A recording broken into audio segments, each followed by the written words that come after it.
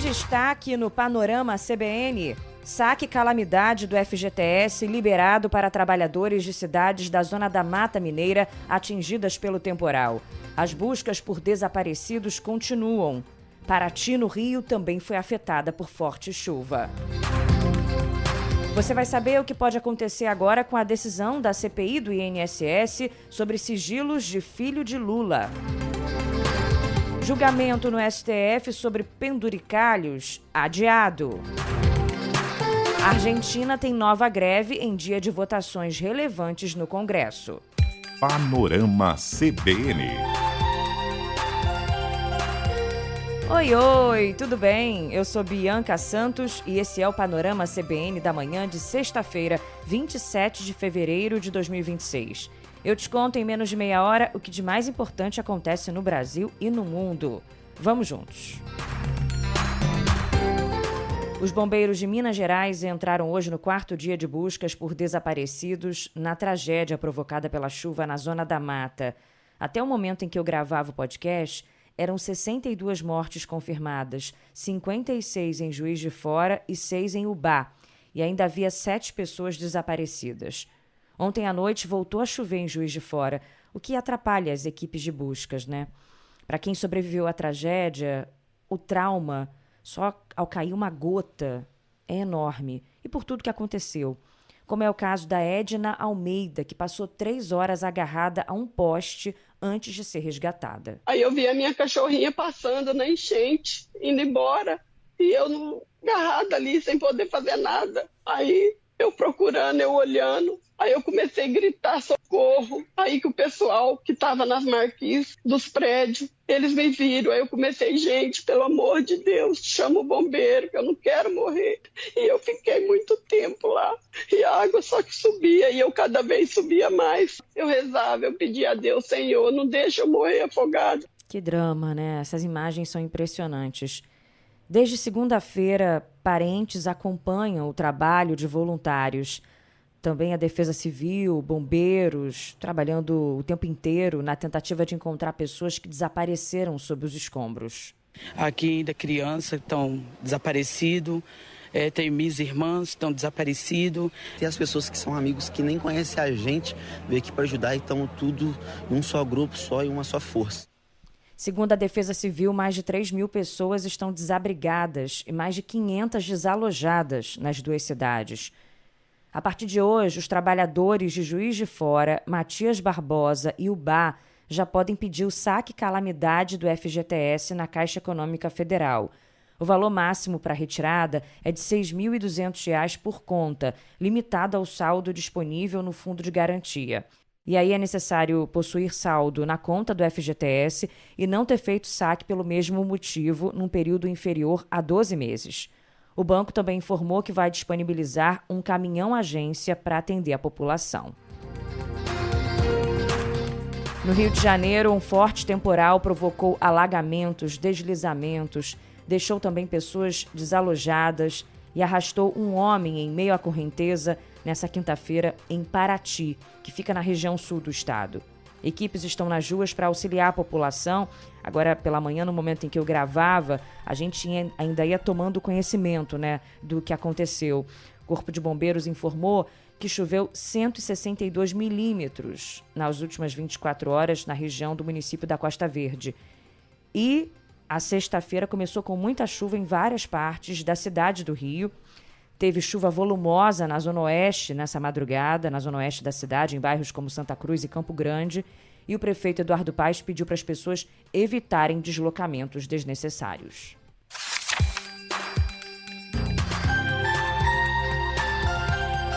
Página virada para te contar que a votação da CPI do INSS, que resultou no pedido de quebra de sigilo do filho do presidente Lula, virou um cabo de guerra entre governo e oposição. Governistas questionam a validade da votação e o Senado ainda vai decidir como é que vai lidar com essa questão. O presidente da casa, Davi Alcolumbre, deve analisar nos próximos dias a situação e decidir se mantém ou anula a decisão da CPI do INSS, que aprovou a quebra do sigilo bancário e fiscal de Fábio Luiz Lula da Silva, o Lulinha. Parlamentares da base governista alegam que a votação foi fraudada pelo presidente da comissão, senador Carlos Viana, do Podemos, e eles pediram a anulação do processo. Davi Alcolumbre deve analisar as imagens da sessão e consultar os técnicos do Senado antes de tomar uma decisão sobre o assunto. Rememorando aqui, o tumulto começou depois da votação simbólica, em que foram aprovados 87 requerimentos, incluindo a quebra de sigilo do filho do Lula. Na votação, parlamentares a favor ficaram sentados e os contrários em pé. O presidente da CPI, senador Carlos Viana, fez a contagem. Votação simbólica dos requerimentos pautados em globo. Os parlamentares que aprovam permaneçam como se encontram. Os que não aprovam, por gentileza, se levantem e se manifestem. Só os titulares. 1, 2, 3, 4, 5, 6, 7. A pauta está aprovada. A pauta está aprovada. E aí, a gritaria no fundo, né? Porque deputados do PT questionaram a contagem, alegando que havia 14 parlamentares de pé manifestando voto contrário. Na conta dos petistas, então, como a votação era simbólica, só valia o quórum dos parlamentares presentes naquele momento, que somavam 21. Com esse número, os governistas teriam saído vitoriosos e o Lulinha não teria sigilo quebrado. Bom, a aprovação do requerimento também resultou numa briga, né? Durante a discussão, o deputado Rogério Correia, do PT de Minas, deu um tapa no rosto do deputado Luiz Lima, do Novo do Rio, que depois partiu para cima dele. O petista caiu no chão em meio ao empurra-empurra e a ação foi interrompida depois que policiais legislativos cercaram e afastaram os envolvidos no tumulto. Depois, no plenário, Rogério Correia pediu desculpa e tentaram ali amenizar a situação. Apesar disso, da contestação e da briga, o presidente da CPI, Carlos Viana, avisou que não vai retroceder, porque, segundo ele, não houve irregularidade. Ninguém saiu machucado, a oposição tem o direito de se manifestar bem, o governo também. O que vale é o voto. No voto, o governo perdeu, não houve manobra, não houve absolutamente nada. Eu segui o jogo e o regimento desde o início. 31 presentes na votação. Simplesmente, 7 foram contra, perdeu. O deputado Paulo Pimenta, do PT, disse que vai denunciar Carlos Viana no Conselho de Ética por fraude na votação dos requerimentos. O que aconteceu agora há pouco aqui, senhor presidente, é algo muito grave, algo que viola a democracia e atenta contra esse parlamento. De uma ação ilegal realizada no plenário desta comissão há poucos minutos pelo presidente senador Carlos Viana. O requerimento para quebra do sigilo fiscal e bancário do filho de Lula foi apresentado pelo relator da CPMI, deputado Alfredo Gaspar, que é do União Brasil. Vamos lembrar o porquê disso. Lulinha entrou na mira da oposição depois que a Polícia Federal encontrou mensagens entre o empresário Antônio Carlos Camilo Antunes, o careca do INSS, e a empresária Roberta Luzinker, com supostas menções ao filho do presidente. No fim de 2025, Roberta foi alvo da operação da Polícia Federal por suspeitas de ter recebido R$1,5 milhão do careca do INSS. As mensagens diziam que a quantia seria destinada ao filho do rapaz. Para investigadores, essa seria a referência ao filho do presidente. Naquele momento, a Polícia Federal disse no relatório que não havia indícios de que Lulinha estivesse diretamente envolvido nas fraudes do INSS. Ontem, após a decisão tumultuada, veio à tona a informação de que, em janeiro, o ministro do STF, André Mendonça, autorizou a quebra dos sigilos fiscal e bancário de Lulinha, a pedido da Polícia Federal. Bom, vamos lembrar também que no início do mês, o presidente Lula disse que não protegeria o filho caso houvesse irregularidade. Quando saiu o nome do meu filho, eu chamei meu filho aqui. E eu falo isso com todo mundo. Olhei no olho do meu filho e falei, olha, só você sabe a verdade. Só você sabe a verdade. Se você tiver alguma coisa, você vai pagar o preço de ter alguma coisa. Se você não tiver, se defenda. Porque é assim que eu trato as coisas, com muita seriedade. A defesa do Lulinha diz que a quebra de sigilo é dispensável. Em nota assinada pelo advogado Guilherme Sugimori Santos, a defesa diz ainda que recorreu da decisão do ministro André Mendonça, de janeiro, para ter acesso às informações relativas ao procedimento. E os advogados falam que o filho do presidente não teve nenhuma participação em fraudes no INSS. E uma informação aqui da jornalista Malu Gaspar, do Globo e da CBN, de que a CPI do INSS ainda não recebeu o conteúdo da quebra do sigilo bancário, telemático e fiscal do banqueiro Daniel Vorcaro, dono do Master, porque a Polícia Federal está fazendo uma triagem no material, separando apenas o que diz respeito a operações de crédito consignado, que são objeto da apuração da CPI. De acordo com o presidente da comissão, Carlos Viana, a medida foi determinada pelo ministro do STF, André Mendonça, que autorizou o compartilhamento de provas no último dia 20.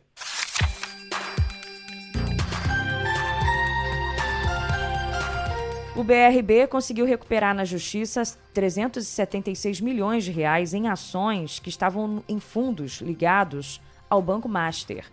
As ações tinham sido compradas por Daniel Vorcaro, Nelson Tanuri, Maurício Quadrado e João Carlos Mansur. Os executivos fizeram um aporte no Banco de Brasília com recursos do próprio BRB, já que eram provenientes da compra da carteira do Master. Em fato relevante, ontem à noite, o BRB informou que a medida dá conhecimento ao agente de custódia, o Bradesco, para evitar que os ativos sejam alienados. Na prática, a decisão impede que Vorcaro e os outros empresários vendam as participações no capital do BRB. Com a decisão, esse valor fica bloqueado e pode ser usado no futuro para a recomposição do patrimônio da instituição. O BRB é investigado pela compra de mais de 12 bilhões de reais em carteiras com indícios de fraude do Banco Master. Segundo o Banco Central, o Banco de Brasília teve um rombo de 5 bilhões de reais com a transação. O relator do caso Master no Supremo Tribunal Federal, André Mendonça, autorizou os irmãos do ministro Dias Toffoli a não comparecerem à CPI do crime organizado. José Eugênio e José Carlos Dias Toffoli foram convocados para falar sobre a venda de cotas do resort Taiaiá para um fundo de investimentos do cunhado do banqueiro Daniel Vorcaro. Lembrando que antes de deixar a relatoria do inquérito que investiga a fraude, o ministro Dias Toffoli admitiu que é sócio da Maridit, que vendeu as cotas do resort de luxo. Agora, a CPI do crime organizado investiga se a família, ou melhor, se a empresa da família Toffoli foi usada para a lavagem de dinheiro do Banco Master, como destacou o relator da comissão, senador Alessandro Vieira. Essa é a hipótese investigada. Caso confirmada, o circuito do dinheiro se confirme e se imagina que talvez a hipótese se expanda não só do Banco Master, mas para as outras situações e circunstâncias onde essa empresa é utilizada para transferência de recursos, aí a gente dá um passo adiante na investigação e eu vou lhe dar aí sim, com os documentos na mão, vou lhe responder com clareza se cabe ou não investigar o ministro do Supremo Tribunal Federal, Dias Toffoli. E sobre essa história aí, ontem teve uma declaração do presidente da Câmara, Hugo Mota, ele criticando a postura da imprensa e da CPI do crime organizado em relação ao ministro Dias Toffoli. Eu penso que houve um exagero da parte da mídia e, no geral, do papel que o ministro Toffoli cumpriu. Ele atendeu esses pedidos e vinha conduzindo, como sempre conduziu, com muito equilíbrio as suas decisões. Acho também errado você mudar escopo de CPI que estava apresentado com um intuito para se querer fazer palanque eleitoral sobre outro assunto. CPI tem escopo, CPI tem fato determinado e não é correto se pegar uma CPI para investigar aquilo que não foi o fato inicial ao qual ela foi proposta, que é isso que infelizmente estamos vendo no Senado Federal. Talvez pelo afã de estarmos em um ano eleitoral e todo mundo quer fazer palanque sobre esse assunto.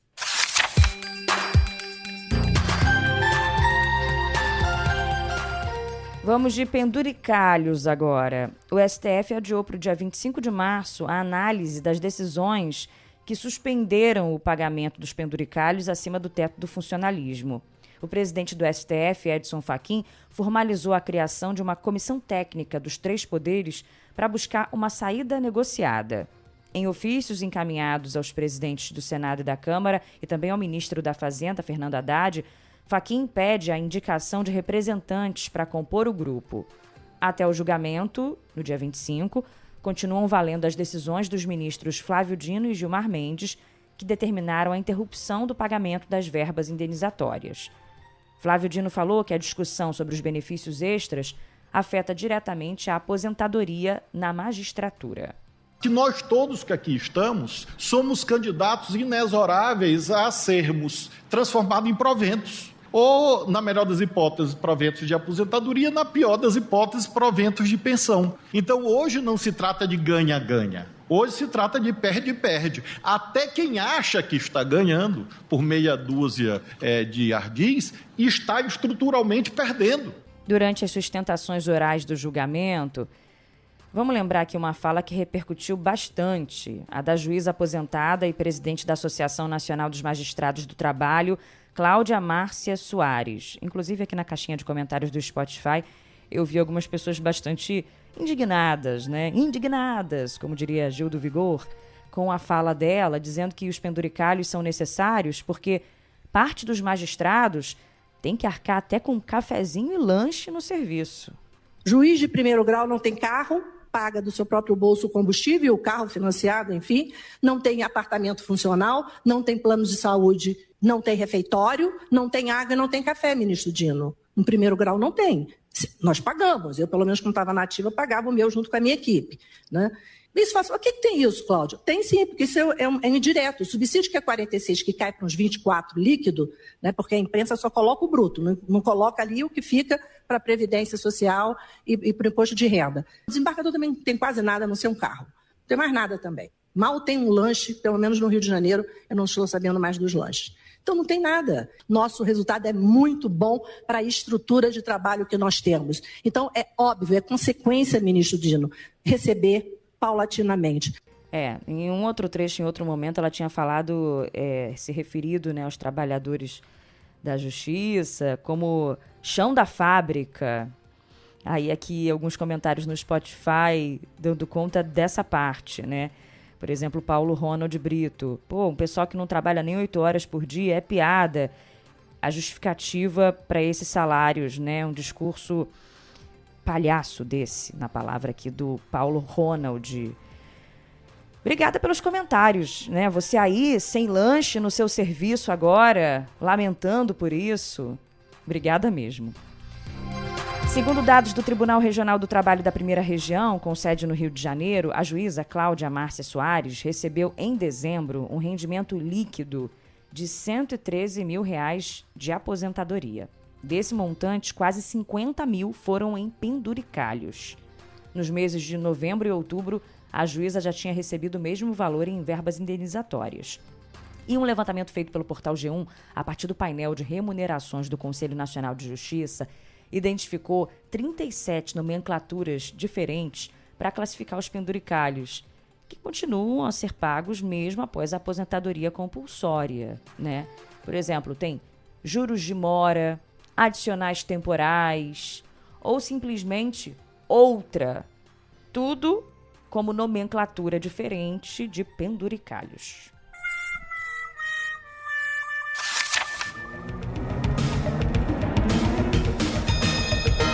Destaques internacionais. Os sindicatos da Argentina articulam uma nova paralisação nesta sexta-feira, quando o Congresso do país deve discutir 2 projetos de interesse do presidente Javier Milei. Paralelamente, uma greve de trabalhadores da aviação por melhores salários também deve afetar voos do país durante toda a semana. O Senado argentino deve discutir a redução da maioridade penal de 16 para 14 anos. E a sessão deve incluir a votação das alterações do texto da reforma trabalhista feitas pela Câmara no último dia 20. O governo, que conta com uma coalizão de apoio no Congresso, espera aprovar ambas as matérias a tempo de apresentá-las no domingo, quando Javier Milei realiza o discurso de abertura das sessões ordinárias do Legislativo em 2026. O Ministério da Defesa do Paquistão informou que a paciência se esgotou e falou em guerra aberta contra o Afeganistão, após a nova escalada militar entre os dois países. A tensão envolve o grupo que atua contra o governo do Paquistão. Autoridades do país dizem que militantes do TTP se escondem no Afeganistão e organizam ataques a partir de lá. O governo afegão nega. No fim de semana, o Paquistão realizou bombardeios contra acampamentos de militantes do TTP e do Estado Islâmico em território afegão. Um grupo hacker chinês que invadiu sistemas de governos e empresas de ao menos 42 países por meio de serviços como planilhas online foi desmontado após atuar por quase 10 anos. Informação confirmada pelo Google. A organização conseguiu acessar dados sensíveis de operadoras de telecomunicações, até brasileiras, em um de seus ataques. A empresa não revelou quais são as companhias atingidas. Nem todos os ataques levaram ao roubo de dados, mas o Google indicou que o grupo hacker também conseguiu monitorar registros de chamadas e mensagens SMS em sistemas das operadoras. A Dinamarca vai convocar eleições legislativas após meses de tensões com os Estados Unidos em torno da soberania da Groenlândia. A primeira-ministra do país tinha até o final de outubro para convocar as eleições, mas adiantou o pedido para o dia 24 de março. No parlamento, ela falou que pretende continuar reforçando a segurança europeia. Nos últimos meses, lembrando, a Dinamarca sofreu várias ameaças do presidente americano Donald Trump, que desejava assumir o controle da Groenlândia, território de soberania dinamarquesa. O ex-presidente americano Bill Clinton depõe a um comitê do Congresso dos Estados Unidos sobre o caso Epstein. Clinton aparece em imagens ao lado de Epstein, inclusive realizando voos particulares com o bilionário. Mas não há acusações formais contra ele. O ex-presidente nega qualquer irregularidade e já declarou arrependimento por ter mantido relações com Epstein. Ontem, a ex-secretária de Estado dos Estados Unidos, Hillary Clinton, negou qualquer envolvimento com Jeffrey Epstein. Ela esteve numa audiência no comitê e disse que não tem conhecimento dos crimes, não se lembra de tê-lo conhecido e nunca ter viajado com ele. Hillary criticou a convocação para ela depor e classificou como maldosas as perguntas sobre o caso. O ex-presidente será ouvido separadamente. A Netflix anunciou que não vai elevar a oferta para comprar a Warner após uma nova proposta de 110 bilhões de dólares feita pela Paramount. A plataforma de streaming e o estúdio haviam fechado um acordo por parte da empresa em dezembro de 2025. Desde então, a Paramount vinha tentando superar a rival.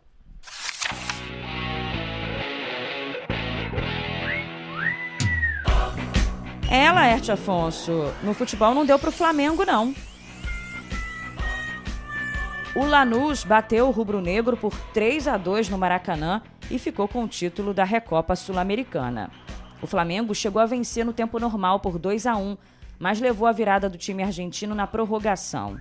Esse foi o segundo título perdido pelo Flamengo na temporada. No começo do mês, a equipe carioca perdeu a Supercopa do Brasil para o Corinthians, em Brasília. E pela quarta rodada do Campeonato Carioca, o Santos venceu o Vasco por 2-1. Os 2 gols foram marcados por Neymar e resultaram na primeira vitória do Santos na competição. Agora, tem uma cena aí que repercutiu bastante desse jogo, do Neymar forjando um ferimento depois de supostamente ter sido empurrado pela cabeça por um outro jogador do Vasco, né? Mas aí o juiz está bem na frente. O jogador do Vasco, estou procurando até aqui o nome dele, deu uma simulada, né, de um empurrão.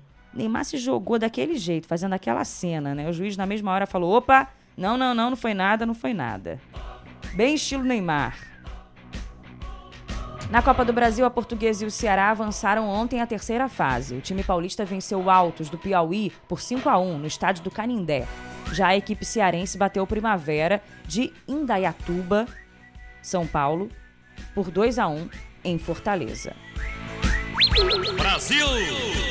A seleção brasileira feminina de futebol faz hoje um amistoso contra a Costa Rica. O jogo acontece em São José e começa às 10 da noite pelo horário de Brasília. Na semana que vem, a seleção brasileira enfrenta a Venezuela e o México. E hoje, os mesatenistas Hugo Calderano e Bruna Takahashi disputam a final do Smash de Singapura. Ontem, eles venceram uma dupla de Hong Kong e conquistaram a vaga inédita para o Brasil. É a primeira vez que uma dupla não asiática chega a uma final, hein? Na decisão desta manhã, eles vão enfrentar uma dupla sul-coreana. Você que ouve o Panorama mais tarde já pode saber esse resultado lá no nosso site, cbn.com.br. No torneio de simples, o Hugo Calderano foi eliminado nas oitavas de final. E vamos encerrando assim o Panorama CBN da manhã de hoje.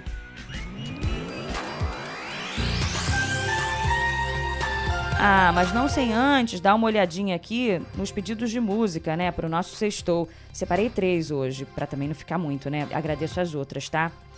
O Silvério Mateus pediu pro nosso sextou a música Novo Governo, do Ponto de Equilíbrio. Deixa a Amazônia de pé, pratinho cerrado com mais amor. É memória do tempo que passou, queremos presidente Funiô. Deixa a Amazônia de pé, pratinho cerrado com mais amor. É memória do tempo que passou, queremos presidente Funiô. Valeu, Silvério! Também recebi mensagem da Paulinha Costa, que lembrou que nessa semana teve a exumação dos corpos dos integrantes da Mamonas Assassinas, né, dos Mamonas. Foi segunda-feira em Guarulhos, que ficou super emocionante. Os familiares estavam presentes na cerimônia e encontraram objetos pessoais sobre os caixões. Uma jaqueta em cima do ataúde do vocalista Dinho e uma pelúcia em cima do Bento Inoto, né? E mais emocionante ainda que ficou nessa cerimônia. E a Paulinha pediu, lembrando que na semana que vem faz 30 anos da morte dos Mamonas, uma música. Abre portas abertas pra onde a gente se amar, pela de uns instantes. Poxa, da maior saudade mesmo, né? Inesquecíveis. Me deixa legalzão. Sozinho, você é meu chuchuzinho. E o Nando Fernando, tô buscando aqui o nome certinho dele, daqui a pouco eu falo, mas ele tá no clima das férias, diz que tá entrando de férias e quer uma energia boa pra curtir e relaxar. Então essa mensagem foi direto pra mim, porque eu também tô entrando de férias, viu, Fernando? E ele pediu Firework da Kate. Do you ever feel like a plastic bag drifting through the wind, wanting to start again? Do you ever feel so paper thin, like a house of cards, one blow from caving in? Valeu, Fernando Freitas, de Balneário Camboriú. Um beijo pra você. Então o recadinho é esse final, tá? 15 dias de férias, vou descansar um pouquinho, relaxar também, igual o Nando. E em breve estarei de volta. Laerte Afonso, nosso DJ, continua comandando tudo por aqui, junto com Gabriel Freitas, que vai ficar no Panorama da Manhã, e o nosso editor Edmilson Fernandes. Beijo, tchau!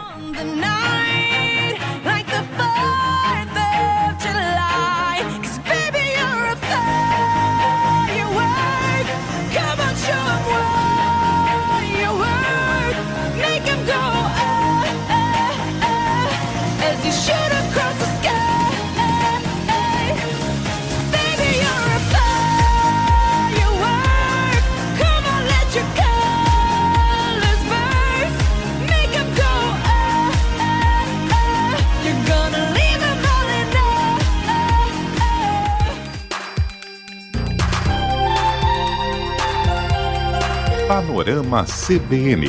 As principais notícias do dia em menos de meia hora.